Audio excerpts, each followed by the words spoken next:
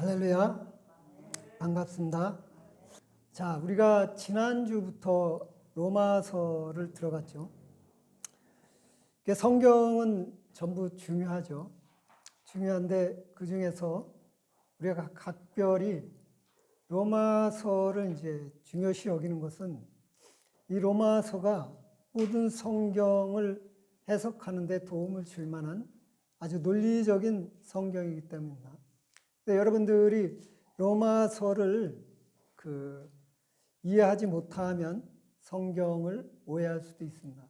그래서 오늘서부터 로마서, 지난주서부터 로마서가 시작되었는데 이 로마서를 여러분들이 마음속 깊이 자리 잡을 때 하나님에 대한 아는 지식, 그것이 여러분 안에 있을 겁니다. 이스라엘 백성들이 망한 이유 중에 하나가 하나님에 대해서 아는 지식이 없거나 하나님의 말씀을 오해해서 망했거든요. 여러분들이 교회 나와서 하나님의 말씀, 설교 이런 것들을 잘못 해석하고 잘못 오해하면 여러분들이 망한다는 거예요. 그런 점에서 볼 때 로마서가 정말 귀하다고 할 수 있죠. 오늘은 로마서 이제 18절서부터 마지막 절까지 할 건데 이 18절에서 마지막 절은 믿지 않는 자들에 대한 불의, 이렇게 정리를 하고 있어요. 그 전에 이제 사도 바울이 로마 교회한테 전하는 편지인 거죠. 그래서 1절에서 이제 인사를 하죠. 나는 사도 바울이다. 나는 종이다.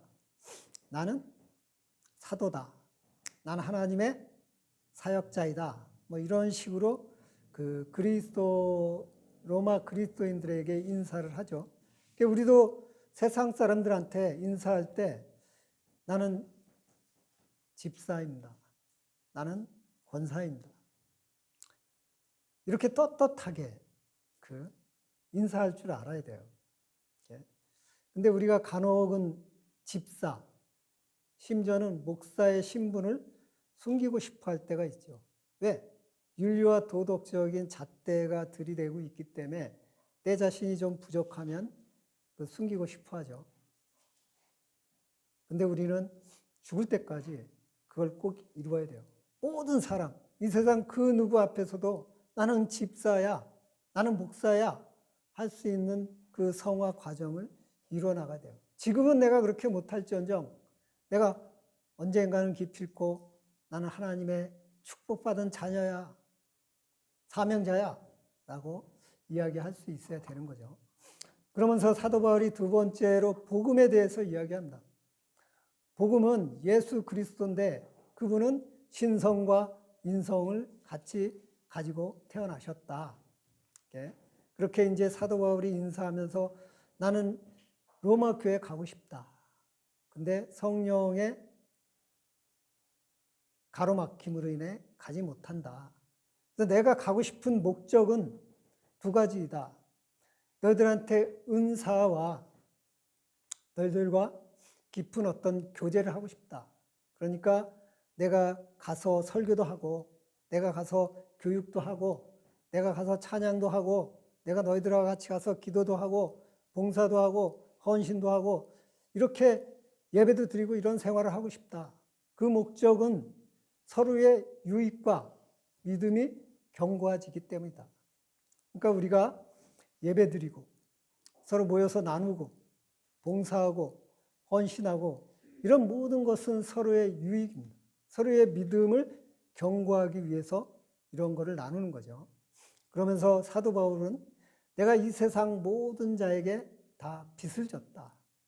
복음의 빚을 졌다. 그것은 내가 예수 그리스도를 전해야 될 책임이 있다. 그러니까 내가 예수를 통해서 내가 구원받았으니까 나는 이제 그 구원의 빚을 나는 갚아야 된다. 이렇게 하면서 마지막으로 믿음에 대한 구원에 대한 정의를 내리죠. 구원은 우리 힘으로 되는 것이 아니다. 구원은 오직 예수 그리스도를 통해서만 되는 것이다. 라고 정의를 내리고 있습니다.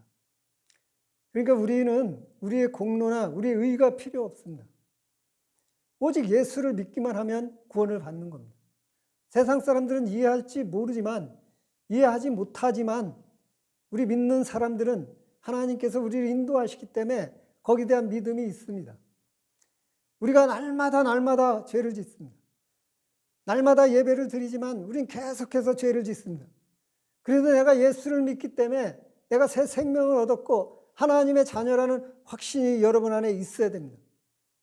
다만 내가 예수를 믿고 하나님의 자녀이기 때문에, 빛의 자녀이기 때문에 어둠 속에 그냥 물러서 있으면 안 된다. 예수를 믿기 이전의 생활을 계속 반복해서는 안 된다. 나는 오직 하나님의 자녀다운 삶을 살아야겠다라는 양심의 가책과 노력이 있어야 된다는 것이죠. 이렇게 사도 바울은 인사를 시작을 하면서 오늘 18절에 대해서는 이 세상에 믿지 않는 사람들이 왜 죄인으로 낙인이 찍혀 있는지, 그들이 어떠한 결과를 초래하는지 설명하고 있습니다. 18절에 보면 하나님의 진노가 불의로 진리를 막는 사람들의 모든 경건하지 않음과 불의에 대하여 하늘로부터 나타나니, 그러니까 하나님의 진노는 하나님의 심판을 이야기하는 거죠. 지금 당장에 우리가 윤리와 도덕적인 어떤 죄를 져서 하나님이 우리를 막 징계하고 이런 게 아니라, 우리가 이제 육신이 썩어져서 영원히 하나님 앞으로 갈 때 심판이 반드시 있다는 겁니다. 그 심판이 있는데 진리를 막는 것이 불의라는 거예요. 그러니까 예수 그리스도를 믿지 않는 것이 죄라는 거예요. 하나님 심판의 길을 피할 수 없다는 거예요. 예수 그리스도를 믿지 않음으로써 또 왜 그것이 하나님의 심판을 받냐? 우리들은 태어나면서부터 원죄와 자범죄 두 가지를 가지고 태어납니다. 이 원죄 때문에 우리는 죄를 짓지 않을 수가 없어요. 이 세상에 그 어떤 누구도 죄에서부터 벗어날 수가 없습니다. 마음으로 죄를 짓든 어떤 방법으로는 죄를 져요. 부처이든 공자이든 맹자이든 죄를 한 번이라도 짓게 돼요. 이 세상의 모든 선한 일을 다 했다 하더라도 한 번 죄를 범하면 하나님은 그것을 죄로 봅니다. 믿지 않는 사람들은 그렇기 때문에 인간은 어쩔 수 없이 하나님의 심판을 받을 수밖에 없다는 걸 이야기하고 있어요.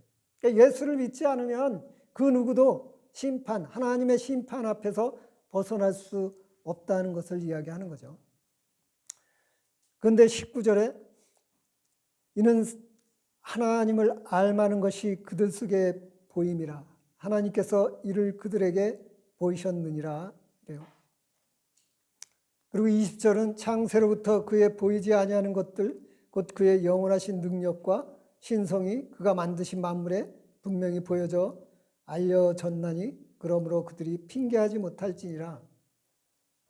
이 얘기는 무슨 얘기냐면, 나는 예수님을 알지 못했기 때문에 내 믿지 않았다. 이런 어떤 핑계를 댈 수 있다는 거죠. 누군가 나한테 와서 전도를 했으면 내가 예수님에 대해서 설명하고 하나님에 대해서 설명하고 교회에 대해서 설명했으면, 성경을 나한테 가르쳤으면 내가 예수를 믿었을 텐데 그걸 나한테 해준 사람이 없기 때문에 난 예수를 못 믿었다고 하나님한테 따질 수도 있죠. 근데 하나님은 이렇게 이야기하고 있습니다. 19절에 하나님이 알만한 것을 그들 속에 보임이라. 우리의 마음과 생각 속에 이미 하나님에 대한 마음을, 생각을 심어놨다는 거예요. 그래서 우리가 어렸을 때 보면 인간은 본능적으로 어머니들이 그러잖아요. 지극정성으로 아침에 일어나서 목욕 제기하고 정한수 떠놓고 내 남편이 잘 되길 기도하고 또 내 자녀가 잘 되길 기도하잖아요. 근데 신이 누군지 몰라요. 근데 어머니들은 그런 지극정성을 드리는 거죠. 세상 곳곳 도처에 많은 어떤 우상과 그러한 것들을 인간은 섬기고 있죠. 그것은 인간의 마음속에 이미 창조주라는 것이 반드시 있다. 우리를 지배하는 영적인 것이 있다는 것을 우린 다 알고 있다는 거예요. 하나님은 그렇기 때문에 너희들은 핑계할 게 없다라고 19절에서 이야기하고 있습니다.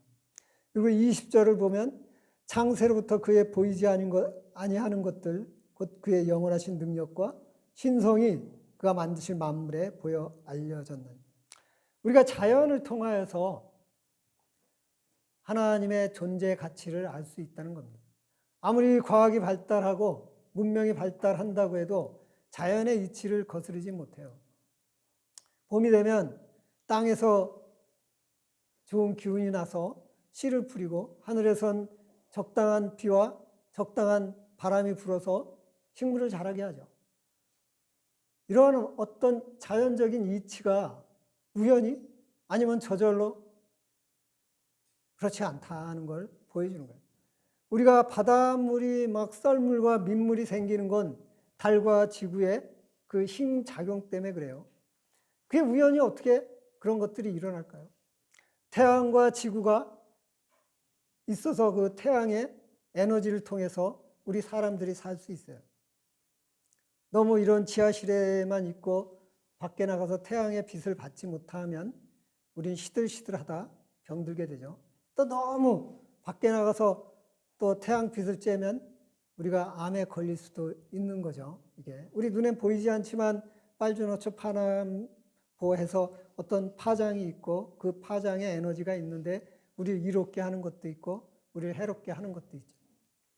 이런 모든 것의 원리가 저절로 된 것은 아니라는 거죠. 이게 탁탁탁탁 맞아 돌아가는데 이게 맞아 돌아가지 않으면 우리는 생존할 수 없죠.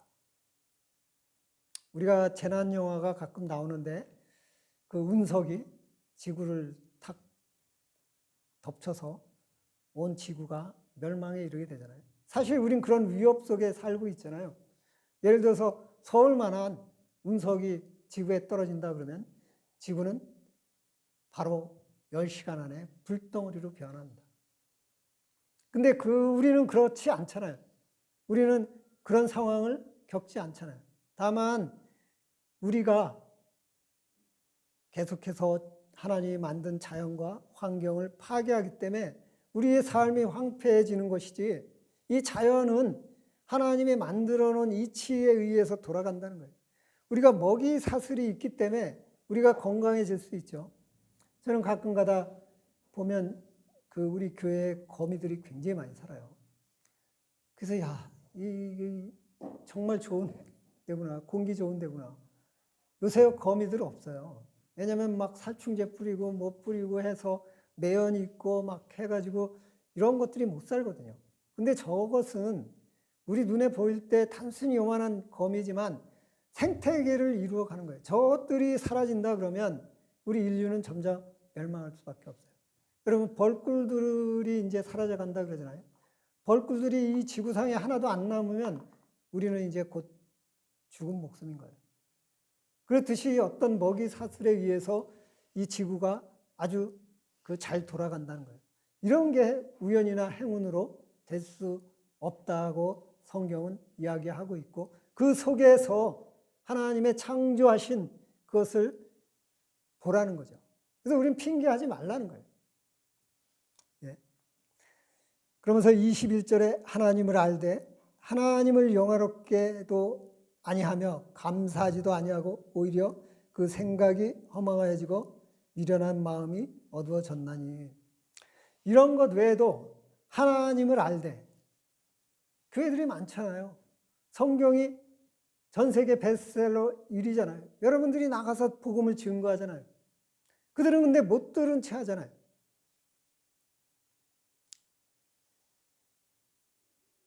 그래서 그들의 마음은 허망하여졌다는 거예요. 그게 어두워졌다는 거예요. 그래서 하나님께서는 그 마음을 상한 그 마음을 그대로 내버려 두었다는 거예요. 그래서 우리는 이 믿지 않는 사람들이 그 사람 마음속에 하나님을 새겨놓은 것, 자연을 통해서 하나님을 알 수 있는 것, 또 성경과 복음과 교회를 통해서 그들에게 충분히 하나님에 대한 설명을 했는데도 불구하고 그들은 마음이 허망하여져서 하나님을 믿지도 않고 하나님께 영화롭게도 하지 않고 감사하지도 않는다. 이 세상에 우리 영혼이란 존귀한 지으심을 받았는데 그 자체만 해도 감사한 일인데 그 감사하지 않는다는 거예요. 우리가 태어나지 않은 우리 영혼이 없는 그 존재가 어쩌면 부러울 수도 있습니다. 왜냐하면 우리 인생은 고난과 괴로움과 역경의 연속이잖아요. 병에 걸릴 수도 있고 또 며칠 전에 보니까 그 의대생 22살짜리가 갑자기 그 하루아침에 실종됐다가 5일인가 며칠 만에 시체로 떠올랐어요. 그 아버지의 마음은 얼마나 상실하겠습니까? 그 자랑스러운 의대생 아들이 죽음으로 떠올랐어요. 근데 왜 죽었는지조차 몰라요. 우리 인생은 그렇게 힘들고 어렵고 상한 마음을 갖는다는 거예요. 그럼에도 우리는 존재 가치가 중요하다는 거죠. 우리가 존재하지 않는 것. 그 아버지는 아마 이런 생각할 수도 있어요. 차라리 내가 죽고 싶다. 내가 살아서 무엇하냐. 내가 태어난 것 자체가 후회스럽다. 이런 소리 할 수 있어요. 나라도 그럴 수 있습니다. 근데 좀 더 깊게 생각한다 그러면 우리는 태어난 이 존재 자체, 하나님께 주신 이 영혼 자체가 너무 존귀하다는 걸 깨달아야 되는 겁니다. 그냥 세상적인 어떤 그 사고, 세상적인 어떤 논리에 의해서 사람은 무조건 돈이 많고 권력이 있고 기쁘고 즐겁고 행복해야 돼. 이런 게 어디 있습니까? 이러면 이 세상이 온전하겠습니까? 아니요. 사람은요, 슬퍼할 때도 있고 분노할 때도 있고 기뻐할 때도 있고 즐거워할 때도 있고 이런 걸 골고루 갖추었을 때 우리 삶의 보람을 느끼는 거예요. 우리가 맨날 즐거우면요, 결국은 우리는 정신병자 돼요. 나가서 우린 노숙자 된다니까요. 할 일이 없잖아요. 무력해지잖아요. 그래서 우리가 고통과 근심과 걱정도 우리에게 주신 선물이라고 생각하면 됩니다. 그리고 22절에 스스로 지혜 있다 하나 어리석게 되어, 이것은 이제 그 철학자, 그 다음에 이제 그 이단, 우상숭배 이런 것들 말하는 거죠. 지식은 있어요, 그들이. 뭐 우리도 여호와 증인도 있고 신천지도 있고 그런데 그들이 우리보다 지식이 더 많아요. 근데 그 지식이 올바르냐, 가치가 있느냐, 그게 진짜냐, 가짜냐 이런 게 중요하다는 거죠. 아무리 많은 지식을 쌓고 많은 걸 가지고 있다 하더라도 우리 인생이 끝날 때 그것이 재앙이 된다 그러면 그것이 지식이 아니잖아요. 철학자들이 굉장히 많은 이야기들을 하고 많은 어떤 문제를 제시하고 많은 어떤 놀라운 어떤 사실들을 얘기해요. 그래서 막 대학교에 가서 강의하면서 굉장히 높은 고수익을 얻어요. 근데 정녕 그들이 죽을 때 그 죽음에 대한 해결 방법이 없어요. 그래서 뭐 무당을 불러다 놓고 구술을 하기도 하고 별짓을 다 한단 말이에요. 이게 진정한 그들이 갖고 있는 철학인가요? 아니란 말이에요. 죽음 앞에선 그 어떤 지식도 소용없다는 거예요. 근데 예수님을 아는 우리 지식, 하나님에 대한 지식, 이 지식은 우리가 죽음 앞에서도 평강을 누릴 수 있단 말이에요. 우리 죽음을 두려워하지 않아요. 그래서 하나님을 아는 지식이 중요하다는 것. 23절에 보면 썩어지지 아니하는 하나님의 영광을 썩어질 사람과 새와 짐승과 기어다니는 동물의 모양 우상으로 바꿨네요. 지금도 그렇죠. 하나님은 시작과 끝이 없는 분이에요. 그러니까 영원한 분이죠. 근데 우리들은 주변에 뭐 우상들, 뭐 새도 있고 뭐 동물도 있고 또 얼마 전에 우리 교회 와서 어떤 분이 어느 교회 가니까 비둘기가 이러고 있다고 그래요. 그래서 그게 2단이에요? 뭐 3단이에요? 나보고 물어보는데 아마 성령을 이렇게 비둘기 해놓은 것 같아요. 하나님은 그런 거 싫어하세요. 왜냐하면 하나님 우리는 알 수가 없어요. 성경에서도 하나님 묘사되어 있지 않아요. 그냥 환상으로 다니엘한테 보여준 것, 뭐 그런 것들이 있어요. 요한한테 요한계시록을 통해 준 그 하나님의 모습이 있는데 그건 그 사람에 국한되는 거예요. 그래서 우리는 하나님을 알 방법이 없어요. 근데 우리가 막 어떤 우리 눈에 보이는, 우리 귀에 들리는 어떤 우리 생각 속에 있는 그런 감각적인 걸 막 만들어 놓고 이것이 하나님이다. 이런 걸 지금 이야기하는 거죠. 그래서 우리는 섬겨야 된다. 내 인생의 문제를 해결해 줄 거다. 그래서 막 신한테 가서 돈 바치고 내 아들 학교가 수능에 붙느냐 마느냐, 내가 지금 무슨 사업을 하는데 이 사업이 성공할 거냐 마느냐. 인간이 신이 무슨 돈이 부족해서 돈을 받고 점을 바칩니까? 예? 여러분들 사기당하는 거예요. 신은요 돈이 필요 없습니다. 영적인 존재인데 무슨 돈이 필요 있어요? 근데 뭐 돈을 뭐 무당이 귀신 들려갖고 돈 벌려고 그런 거지. 여러분 일어나면요 이런 거 속는다니까. 신은요 돈을 필요로 하지 않아요. 창조론은요 필요가 없어요. 근데 우리는 필요한 게 많잖아요. 신도 필요한 줄 알아. 그래서 우리가 만들어 놓고 돈 갖다 바치고 뭐 돼지 대가리 바치고 뭐 먹을 거 잔뜩 갖다 바치고 그러면 또 와서 내 인생 문제를 해결해 준다고 그래요. 이런 어리석은 거, 이런 것들을 믿지 않는 사람들이 한다고 이야기하고 있어요. 그러므로 하나님께서는 그들의 마음의 정욕대로 더러움에 내버려 두사 그들의 몸을 서로 욕되게 하셨느니라. 여기서부터가 이제 문제인 거죠. 소돔과 고모라도 이랬고 현재도 지금 이 문제가 굉장히 심각해요. 근데 인권이란 문제로 이것을 덮으려 하죠.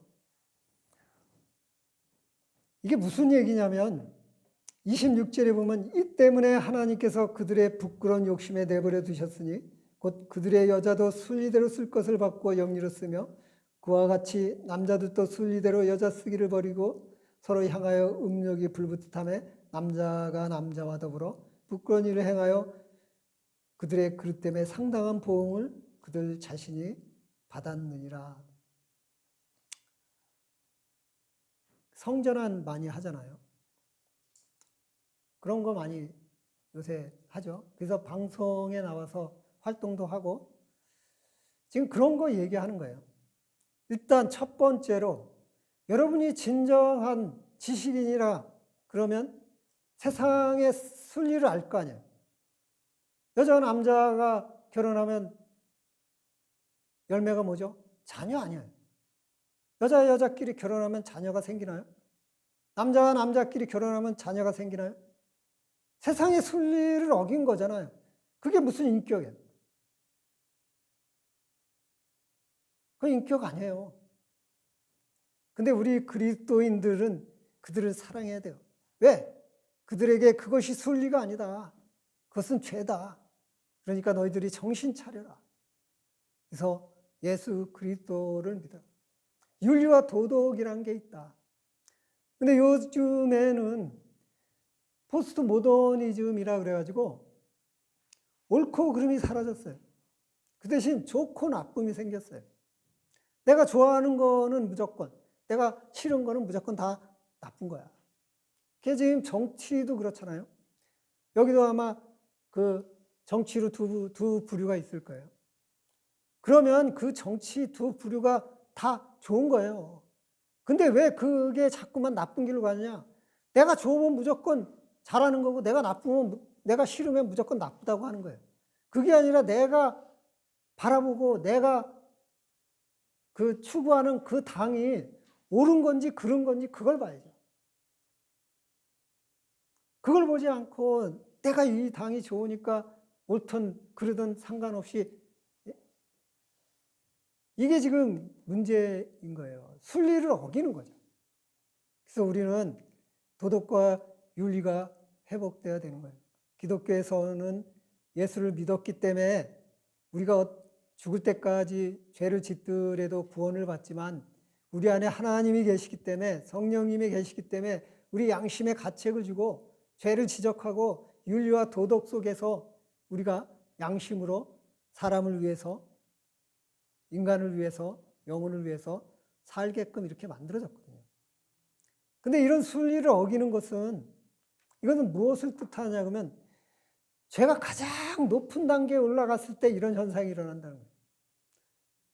그 소돔과 고모라를 하나님이 그냥 멸망시킨 건 그 천사들이 그 롯의 집을 찾아갔잖아요. 롯을 빼내기 위해서. 그들이 하는 행동이 상관하자. 이게 무슨 뜻이냐면 남자가 남자를 강간하겠다는 뜻이거든요. 죄가 최고의 단계에 이르면 이런 현상이 벌어진다는 거예요. 죄를 죄로 여기지 않는 거죠. 이 세상 순리를 여기지 않는 거죠. 그냥 내 마음대로, 내 멋대로 그냥 사는 거죠.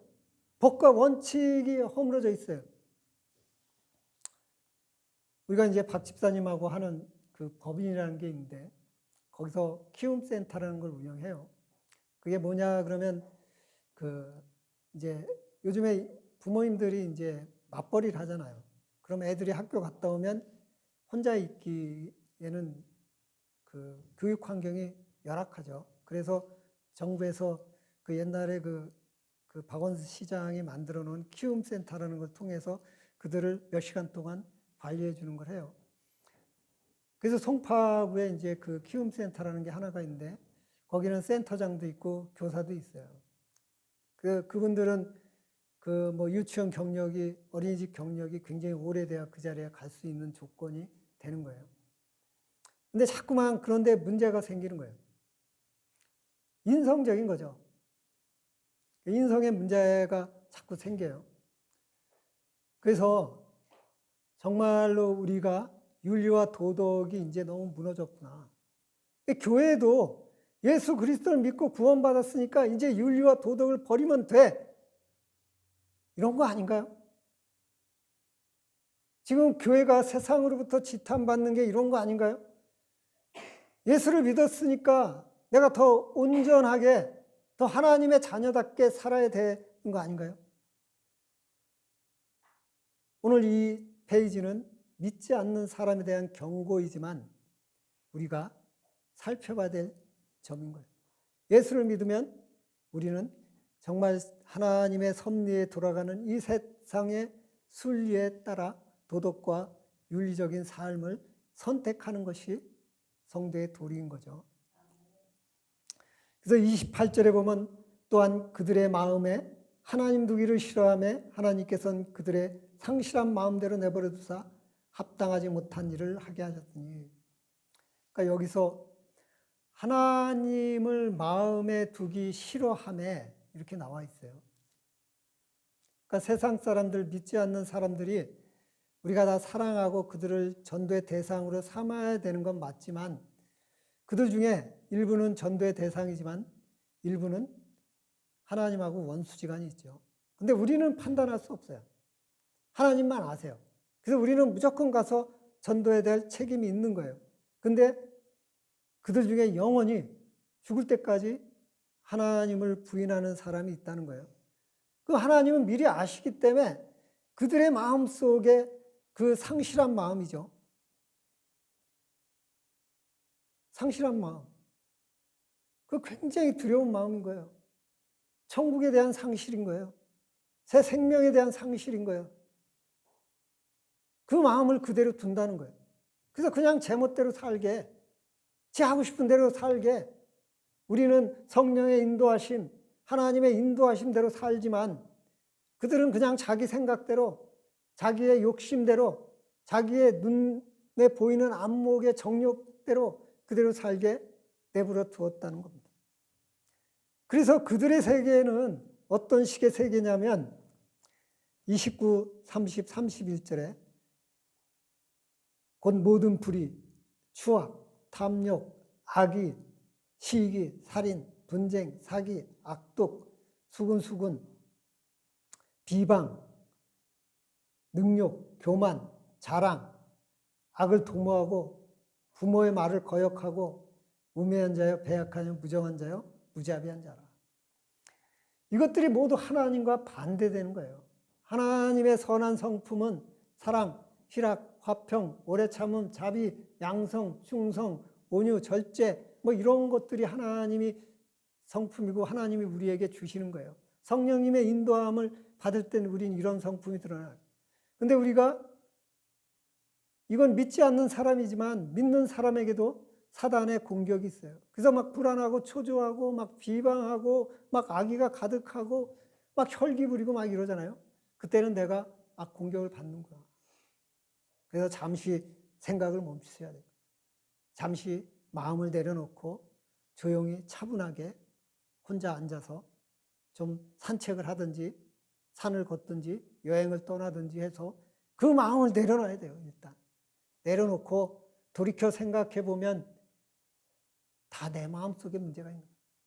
그래서 우리가 회개하고 또 내 마음속에 그런 상처를 준 사람을 위해서 또 기도하고 또 그 사람한테 가서 또 먼저 손을 내밀고 이것이 바로 하나님의 사람들인 거예요. 지금 여기 나오는 사람들은 하나님을 모르는 하나님을 알지 못할 때의 사람인 거예요. 여기 있는 모든 분 다 저를 비롯해서 다 이런 시대가 있었어요. 하나님을 알지 못할 때 예수를 믿기 전에는 그냥 열받으면 가서 줘 받고 우리 집사님이 열받으면 줘 받을 것 같아. 그러면 그 사람 이게 육신적으로도 고통스럽지만 정신적으로도 고통스럽겠죠. 이게 우리도 그랬다는 거예요. 이게. 근데 이제는 우리는 그러지 않잖아요. 화나요. 화가 나잖아요. 그러면 한 12시간 정도는 확인해갔죠. 근데 12시간이 넘으면 목사가 또 이러지 말라고 했는데 하나님이 이러지 말라고 했는데 하면서 또 여러분 마음에 살살살 또 풀리기 시작하잖아요. 또 때에 따라서는 또 우리가 또 이렇게 역정모의도 하죠. 아니 먹고 살다 보니까 힘드니까 세상이 내가 쓰러져 죽을 수는 없잖아. 그러니까 또 역정모의 할 때도 있잖아요. 근데 어쨌든 간에 또 이거 내가 이거 욕먹을 하나님한테 혼날 짓인가? 또 이게 하나님 앞에 이게 또 회개할 짓인가? 또 이러잖아요. 이러면서 우리가 또 양심의 가책을 받는데 하나님을 믿지 않는 사람들은 전혀 그런 게 없다는 거예요. 그냥 무조건 막 혈기, 분노, 시기, 막 미워하고 막 파당짓고 막 전쟁하고 싸우고 뭐 이런 거에 그냥 몰두해 있다는 거죠. 이런 게 믿지 않는 사람들의 공통점이라는 거예요. 그래서 32절에 그들이 이 같은 일을 행하는 자는 사형에 해당한다고 하나님께 정하심을 알고도 자기들만 행할 뿐 아니라 또한 그런 일을 행하는 자들 옳다 하느니라. 여러분들 중에 이런 자 조심하세요. 남에게 피해를 입히는 자, 남을 괴롭히는 자, 남을 등치는 자. 그러면서 그게 잘했다고 칭찬해요. 왜? 자기도 하니까. 자기도 하니까 상대방도 잘했다고 칭찬해야지 자기가 정당화되잖아요.